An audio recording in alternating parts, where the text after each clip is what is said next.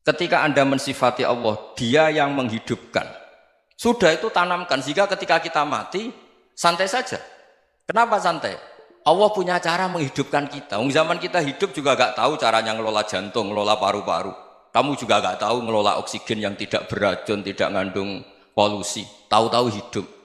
Gak ingin tua ya tahu-tahu tua, gak ingin mati tahu-tahu mati. Selama ini kita hidup juga gak tahu apa-apa sebetulnya. Hanya gaya tok, punya jadwal, punya planning.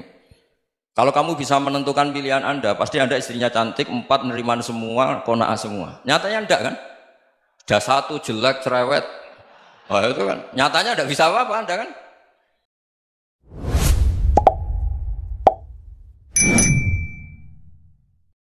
Sungguh-sungguh Allah sangat ridho ketika seorang hamba itu makan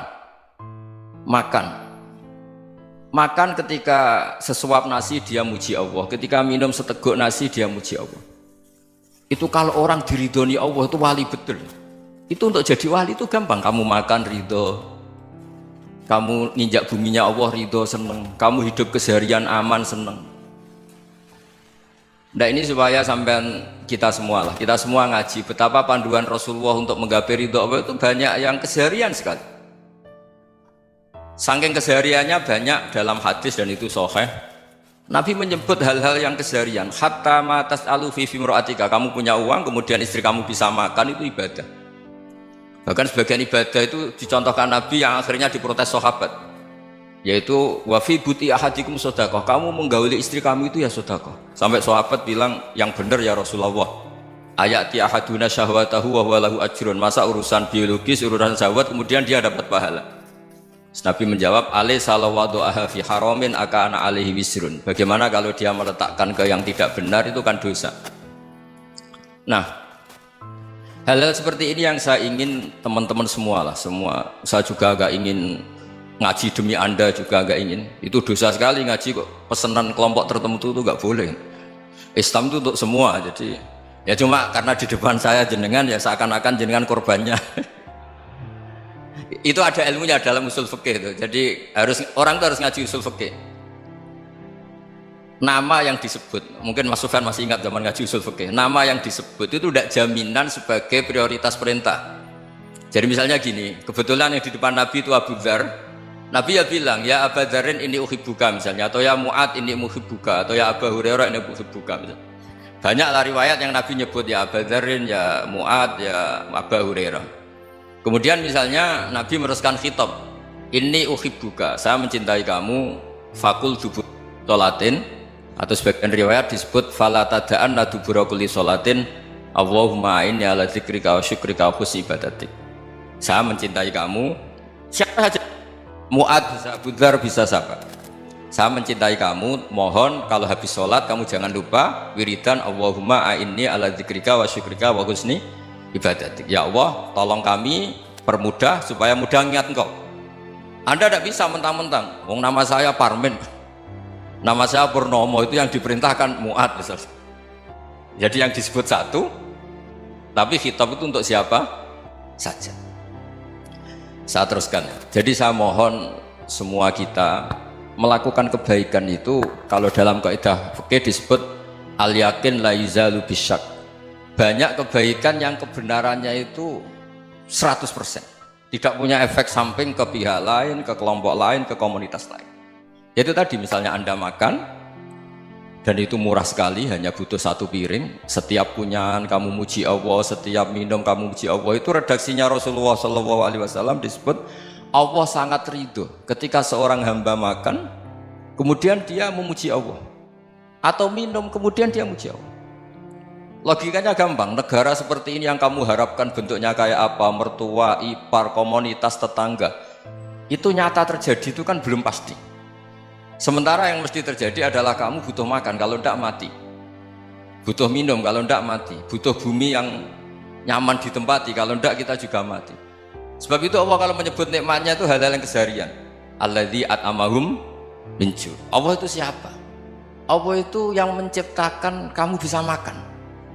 Tidak berlebihan, Allah itu yang menciptakan kondisi sosial itu ideal. Zaman Nabi itu ya ada orang munafik.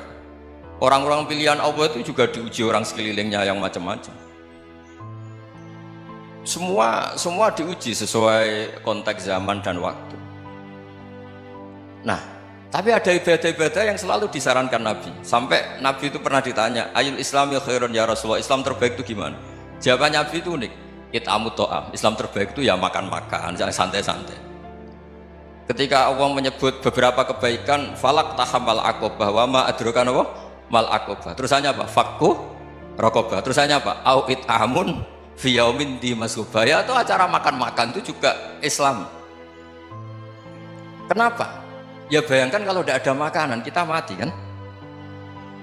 Kondisi sosial tidak ideal tuh Anda masih gak apa-apa, tapi kalau Anda tidak makan, Anda tidak minum, kamu punya istri cerewet masih bisa hidup, punya mertua cerewet masih bisa hidup, tapi kalau tidak makan bisa mati. Berarti penting mana istri sama makan? Penting mana? Makan. Semoga istri Anda dengar, nanti kamu disuruh makan tapi pulang deh. Itu kalau dibahasakan makan masih memahami. Penting mana nasi satu piring dengan istri. Nggak ada nasi mati, nggak ada istri belum mati. Penting mana? Gak berani jawab kan? Nah, ternyata Anda ada garang kan di depan istri. Jadi saya mohonlah, mungkin Mas Sufyan Sauri tadi yang bisa bantulah teman-teman tuh ngaji yang keseharian saja. Karena kita nyari ridha Allah itu berdasar firman Allah, dan firman Allah itu menyebut keseharian tuh riang gampang.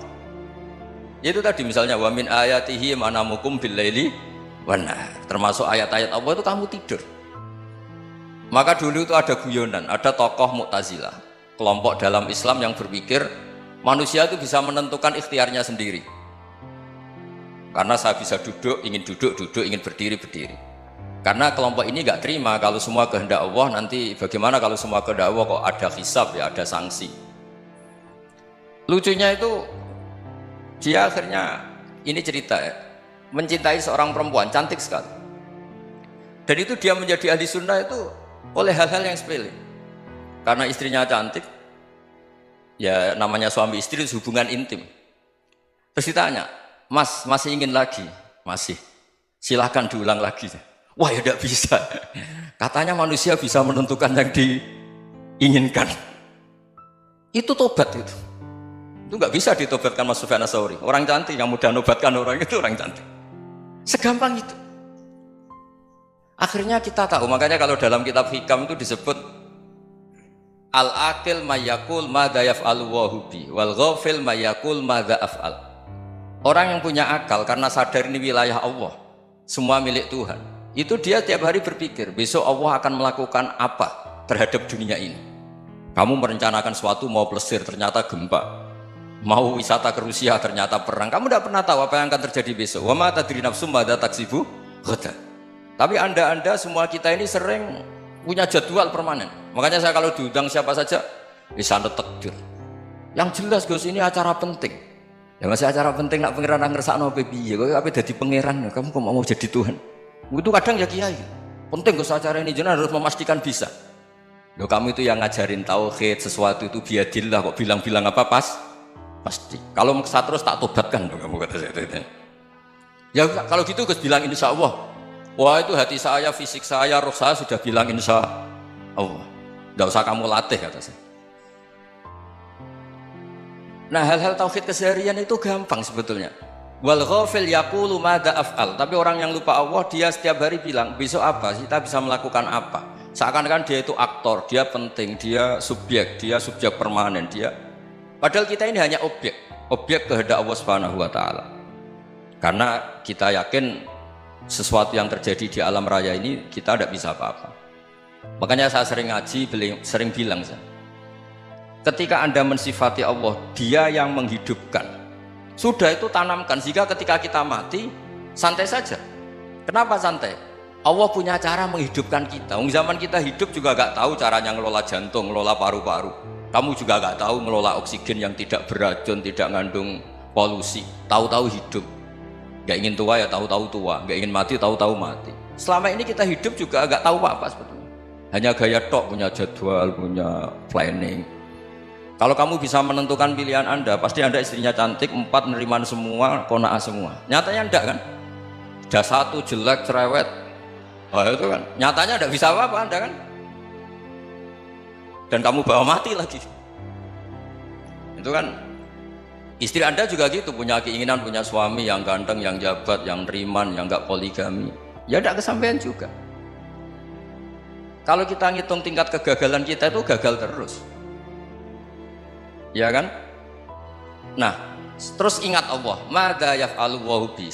Orang yang punya akal selalu berpikir Allah itu menghendaki apa terhadap saya. Dong sama-sama orang melihat orang yang serius, itu kata Anda itu pemikir berat, serius, senang punya tokoh yang merengut karena kamu anggap serius. Tapi sebagian orang anggap orang yang serius itu wong merengut, wong masam, wong muka kok ditekuk. Jadi sama itu hati ya muqallibal qulub tsabbit qalbi ala dini, karena kita nggak tahu cara berpikir kita tentang orang lain, tentang sekeliling kita. Misalnya kita orang baik yang jenis ngrumat fakir miskin, ada orang bangun masjid mewah itu janggal. Apa artinya masjid mewah kalau banyak orang kelaparan? Tapi kalau yang jenis pendidikan, apa artinya masjid mewah kalau tidak bisa ngaji? Nanti yang jenis infrastruktur, apa artinya ini kalau semuanya punya sudut pandang yang berbeda-beda. Dan Islam mengapresiasi semua kebaikan. Tapi katakan semua kebaikan itu adalah kehendak Allah Subhanahu wa taala. Karena apapun baik Anda itu pakai fasilitas yang diberikan oleh Allah Subhanahu wa taala. Sehingga ini yang disebut qulillah tsumma darhum fi khawdihim yal'abun. Ya kembali tadi ke tema-tema bahwa keseharian Anda ini sudah Islami. Saat Anda tidak bisa melakukan apa saja. Saya sering ada jenazah, biasanya kalau tetangga meninggal saya sering disuruh ngelepas. Saya bilang orang ini baik karena sering ngelamun di rumah, sering nganggur di rumah. Ditanya sama anaknya, kenapa Gus nganggur baik? Ya kalau dia nganggur artinya juga agak berbuat sesuatu yang maksiat kan? Ya kan, orang nganggur di rumahnya ya tidak bunuh orang, tidak maling, tidak korupsi, ya namanya nganggur di rumah. Lah cuma istri cara pandang nganggur gak menghasilkan uang itu, tapi juga gak menghasilkan kriminal kan. Jadi sebenarnya Islam itu cara, makanya kalau sampai ngaji usul fikih itu ada kitab usul fikih namanya Lubul Usul, itu terkenal sekali di pesantren itu. Itu kalau ngapresiasi keseharian itu luar biasa. Izma min mubahin illa wa yatahaqqaqu bihi tarku haramimma, karena keseharian yang mubah saat Anda lakukan itu ada kehebatan yang luar biasa, yaitu meninggalkan haram. Makanya dulu banyak orang-orang alim ketemu temannya itu guyon sampai semalaman. Itu biasanya yang semangat Islam itu, kiai kok tidak tahajud, kiai kok tidak witir. Orang yang sedang mapan uangnya banyak, malam itu tidak kelayaban itu sudah luar biasa. Melawan nafsu supaya tidak maksiat itu sudah luar biasa. Supaya lupa guyon sama temannya semalaman sampai subuh. Gejolak-gejolokan ngenang zaman miskin, zaman kuliah nggak jelas, zaman apa. Melihatnya jangan tarkut tahajud seperti ini, meninggalkan tahajud, tapi meninggalnya ini talkul muharramat. Jadi kayak apa hebatnya? Sehingga Imam Ghazali punya riwayat yang agak unik. Hatta takuna ibadatu akhiri hadil ummah iku an-naum. Sehingga suatu saat ibadah terbaik umat ini itu tidur. Itu kan riwayat kontroversi. Ketika Imam Ghazali saja, kenapa iya? Kenapa kamu mulai keluar dari rumah itu sudah banyak maksiat, melihat perempuan yang enggak mahram, melihat fenomena. Tapi kalau kamu tidur itu enggak melihat apa-apa. Tapi juga kamu jangan nganggap tidur itu ibadah betul. Saatnya melakukan fardu ain malah masih tidur. Tapi itu sudut pandang yang menjadikan kita Islam itu gampang. Jadi saat Anda tidak bisa aktivitas apa-apa, misalnya ada beberapa orang yang lumpuh. Lumpuh itu memang nggak bisa Jumatan, nggak bisa ibadah, tapi dia juga nggak bisa maksiat. Tidur itu memang Anda saat itu tidak bisa tahajud, tidak bisa witir, tapi saat itu ada zina, ada maling, tidak gosipkan orang, tidak bully orang, tidak menanamkan kebencian, tidak hasud. Sehingga tidur menurut Allah Ta'ala wa min ayatihi manamukum billaili apa? Wan-nahar. Karena di tidur itu selain ada unsur istirahat, jaga kestamina, juga ada unsur meninggalkan beberapa keburukan. Nah saya mohon ibadah yang keseharian ini kita jaga supaya kita semua baca ayat itu fase itu tertanam di hati. Allah itu siapa? Alladzi at'amahum min ju'i wa amanahum min khauf. Dan Allah kalau cerita di Quran itu anna sababnal ma'a sabba tsumma syaqqaqnal ardha wa syaqqa fa ambatna fiha habba wa inaba wa qadba wa zaituna wa nakhla wa hada'iqa hulba. Kamu tahu saya ini siapa, kata Allah. Saya ini adalah Tuhan yang menurunkan air, kemudian ada tanaman banyak. Habba wa inaba wa qadba, ada zaitun, ada tin, kalau orang Jawa mungkin ada tela, ada padi, ada mangga, ada pisang. Sudah. Wa inaba wa zaituna wa nakhla wa hadaika ghulba. Ada perkebunan yang lebat. Tujuannya apa? Mata Allahkum, silahkan kamu pakai, kamu nikmati. Tapi karena kadang kita ini punya ide-ide besar. Tadi untuk syukur saja nunggu punya istri riman, rumah baik, tetangga baik, komunitas baik, semuanya baik baru syukur. Lama-lama nanti ada di surga, syukurnya nunggu surga paling kelas A. Itu sudah ada yang menghuni Rasulullah, kamu nggak boleh di situ. Masa untuk syukur saja? Repotnya Masya Allah. Jadi mohonlah Quran yang kalau Anda hafalkan juz sama itu kan ada ayat-ayat yang kayak tadi. Ya, fal yanzuril insanu ila ta'ami. Coba lihat apa yang kamu makan itu, dari mana? Dan untuk mempertahankan hidup kamu keseharian. Jadi jangan kira ibadah itu harus membentuk komunitas yang versi Anda. Ibadah itu harus yang hal yang mulu-mulu. Kesehariannya Anda alami. Loh ini saya tidak bikin-bikin. Saya ngaji bukan karena berdasar pesanan. Itu ayat yang saya baca kan betul ada ayatnya kan. Fal yanzuril insanu ila ta'ami. Anna sababnal ma'a sabba thumma shaqqaqnal arda shaqqa fa ambasna fiha habba wa inaba wa qadba wa zaituna wa nakhla wa hadaika ghulba. Terusannya apa? Mata'al lakum, silakan kamu nikmati. Mata itu silakan kamu nikmati.